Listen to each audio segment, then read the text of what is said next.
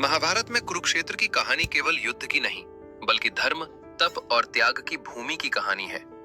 इसकी खोज और स्थापना का श्रेय राजा राजा कुरु को दिया जाता है। बहुत समय पहले हस्तिनापुर के प्रसिद्ध राजा कुरु ने एक ऐसा पवित्र स्थान बनाने का संकल्प लिया जहां धर्म की स्थापना हो और मानवता का कल्याण हो। कहा जाता है कि राजा कुरु अत्यंत धर्मात्मा और परोपकारी थे।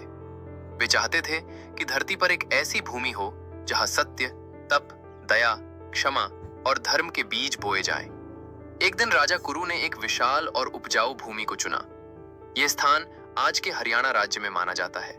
उन्होंने स्वयं उस भूमि को हल से जोता। यह कोई साधारण हल नहीं था। कहा जाता है कि वह स्वर्ण सोने का हल था और वे 7 महान गुणों सत्य, तप, दान, क्षमा, शौच, दया और ब्रह्मचर्य को उस भूमि में बोना चाहते थे।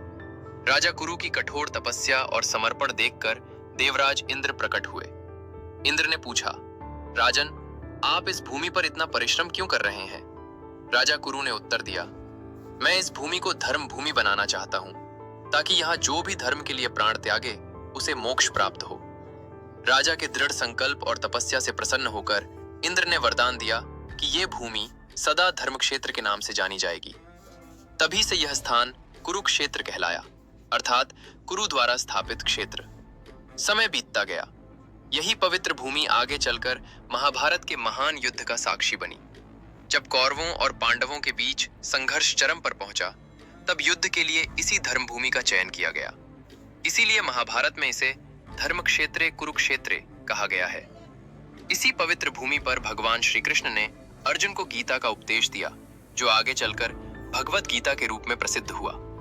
इस प्रकार कुरुक्षेत्र केवल युद्ध भूमि नहीं रहा, बल्कि आध्यात्मिक ज्ञान और धर्म की सर्वोच्च शिक्षा का केंद्र बन गया। आज भी कुरुक्षेत्र को तीर्थ स्थान माना जाता है।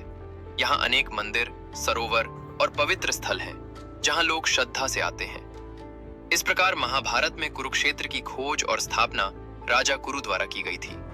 उनकी तपस्या और धर्मनिष्ठा ने इस भूमि को अमर बना दिया। कुरुक्षेत्र हमें यह संदेश देता है कि जब मनुष्य सच्चे संकल्प और धर्म के मार्ग पर चलता है, तो उसका कार्य युगों युगों तक स्मरणीय बन जाता है।